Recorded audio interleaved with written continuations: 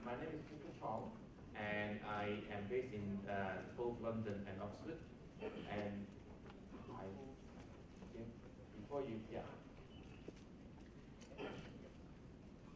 So I'm going to talk about that. Does laser still have a role in the treatment of retinal disease? And I think that if being a laser company support the symposium, they actually ask me quite often that whether that they still have any opportunity to sell laser.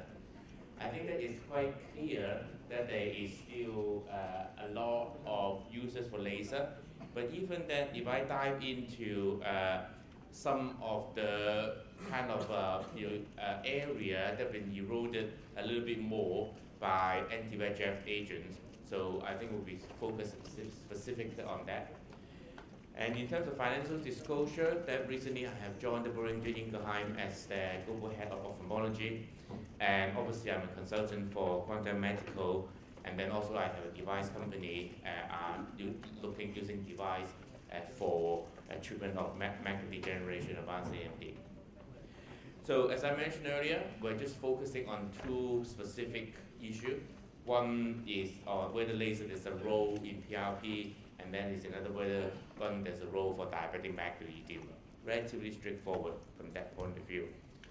So talk about proliferative diabetic retinopathy first, and I think that there is a lot of you will probably familiar with protocol S, and I'm not going to present the whole protocol S as such, but just to give you a few selected sites and to let you to decide whether laser that is still needed or not.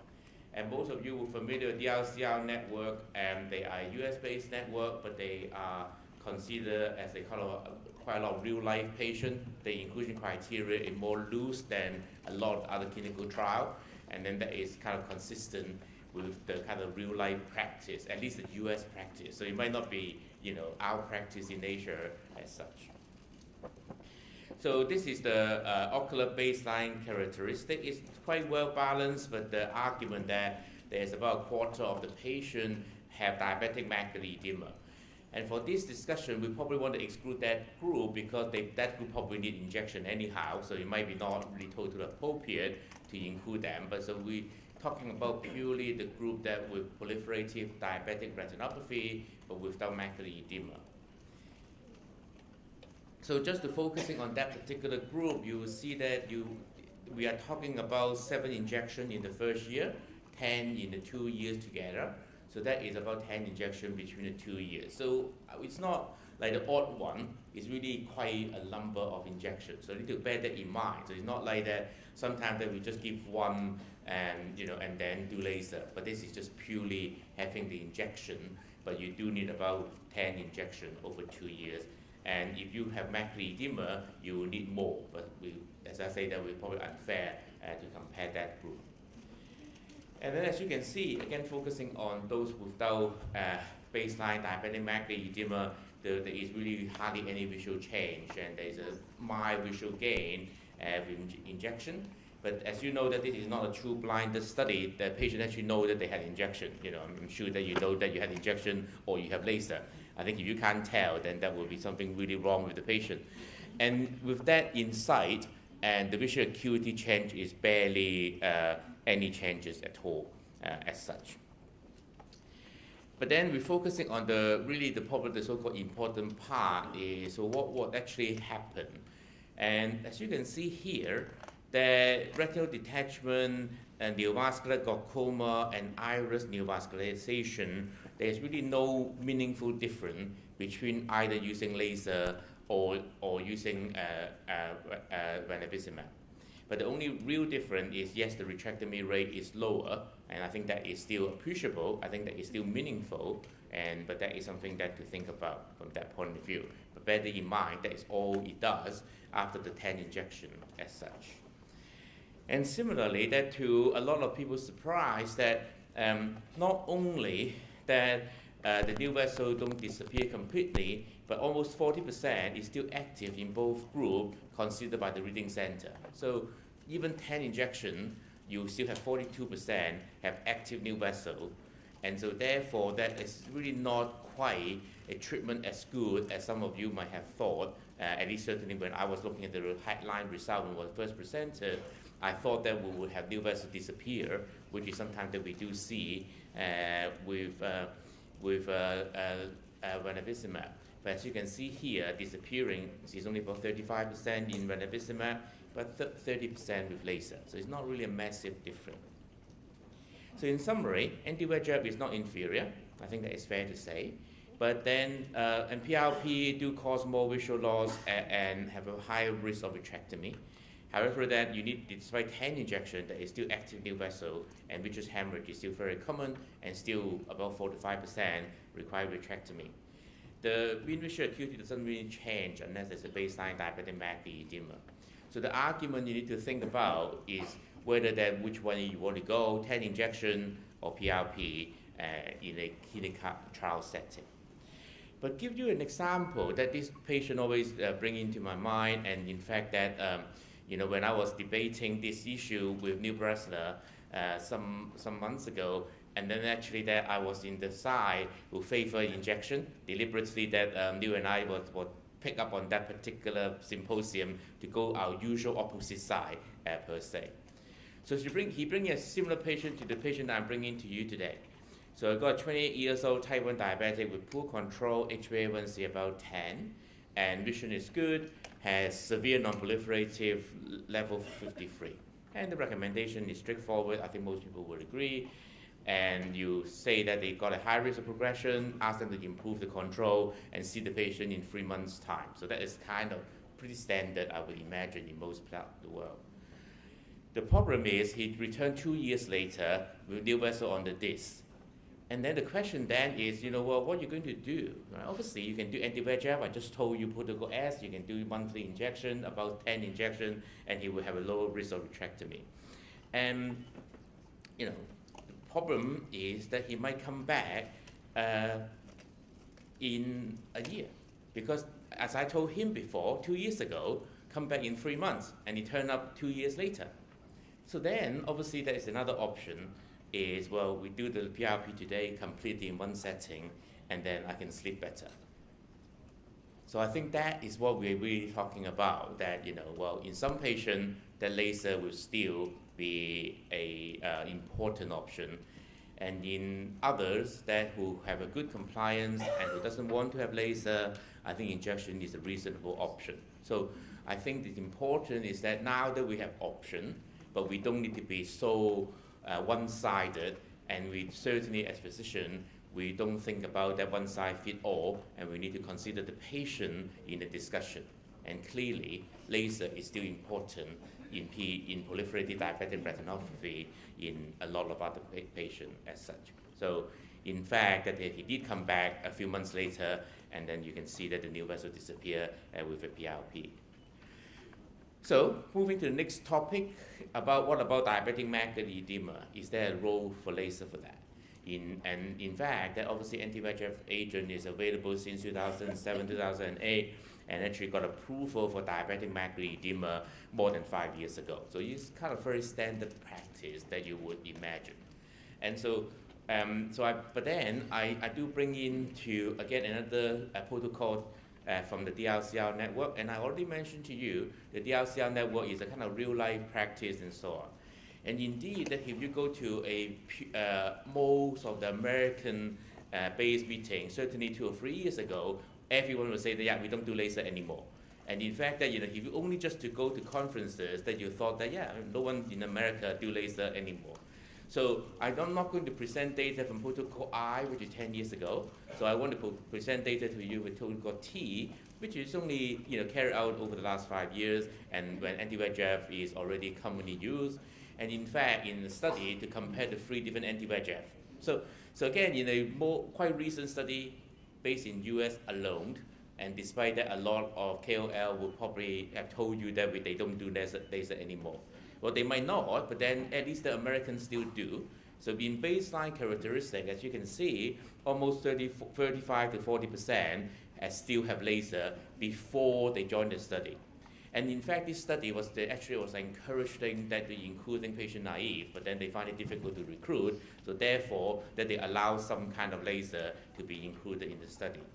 And I'm not going to tell you a lot more about the outcome of the study, because this is not the symposium for anti-VEGF, but they are not doing a lot of a very low number of injection either. You talk about 9 to 10 injection on average, and that is really what we're talking about.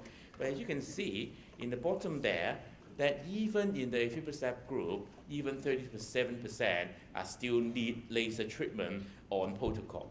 So you can imagine that when someone say to you that we don't do laser, so about 40% have laser, and then before you join the study, and then about 37% on the best group still need laser.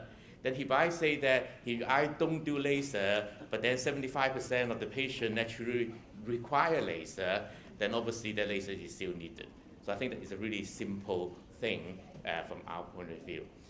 So even in a study in the US, there is still laser. It's very common in the majority of patients. Just a few slides to go back to a slightly older study that I was involved in.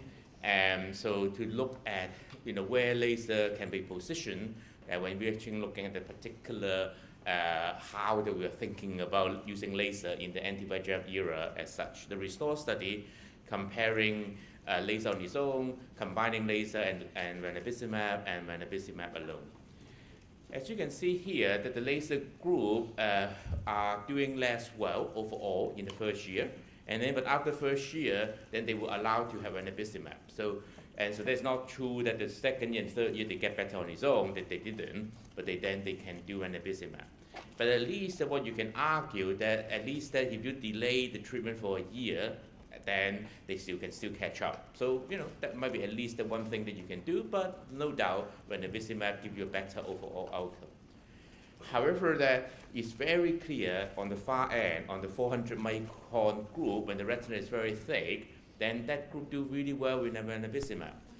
But when you come to the group which actually the retina is not very thick, then yes, ranibizumab will still do well, but laser actually do reasonably well as well. So again, when you think about it, that yes, if you've got a very thick retina, ranibizumab might be the way to go, but then when you got a thinner retina or you pick up the patient earlier, then that might be different. So what is that group that I was referring to, the so-called 300 micron group? Now bear in mind, that is 300 micron in a time domain OCT, and as you can see this in the Heidelberg picture, that you would be looking at about 340, 350 to be equivalent to the 300 micron time domain OCT. As you can see here, that even when you see in the OCT with quite a lot of edema, that is still belongs to the group to have under 300 micron, and that is still the group that injection and laser make very little difference in the RESTORE study. So anti-VEGF is useful in very, very thick retina, but if you can pick up the patient earlier, laser will still be the way to do. Now this is not very scientific. I have to emphasizing that first because that it doesn't reach statistical significance. But this is give you an idea what we're talking about, whether that we should do laser and how and when. So this is a group, a separation between those who have laser before the study and those who are treatment naive. In the study is around 50-50. But you can see in the two graphs that yes, laser on its own still do less well. I think that is acceptable. But when you're looking at those who have laser already in the past, then ranibizumab on its own seems to be doing better. And to be fair, that if you have done laser and the laser have worked, you would not have joined the study. So this is the group of laser failure joining the study, then probably doing more laser, at least conventional laser, might not be meaningful. And then in those cases, ranibizumab on its own might be quite reasonable to do. And similarly, that when you're looking at those who have never had laser before, again, it's not reaching statistical significance, but you saw a trend, a combination, actually get a slightly better result. Because again, this group are no longer laser failure, but it gives you an indication that if a patient has never had laser before, it's certainly not wrong to start the laser as soon as possible. And this is conventional laser. So if patient is treatment naive, laser might be still a good idea.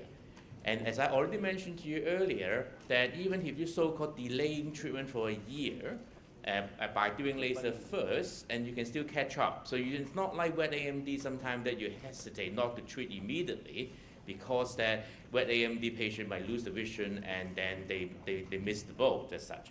But at least that we have data to suggest that that might not be the case. I think I still got one slide.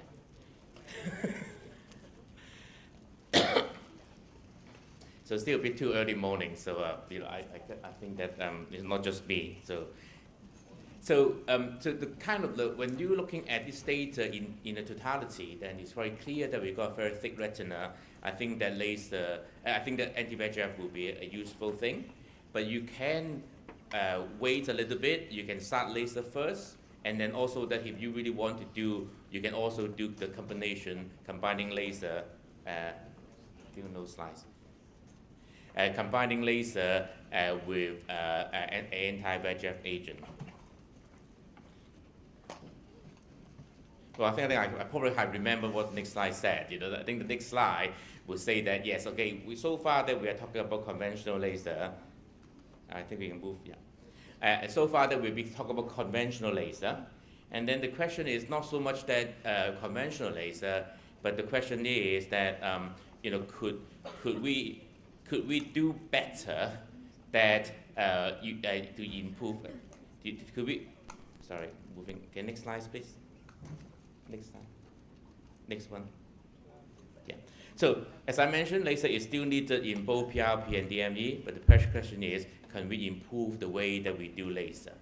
And that was set up by my second speaker, I think Ken Fong from Malaysia, would be presenting another aspect of this symposium to moving on to the next step is, yes, even conventional laser is required, but could we do laser better?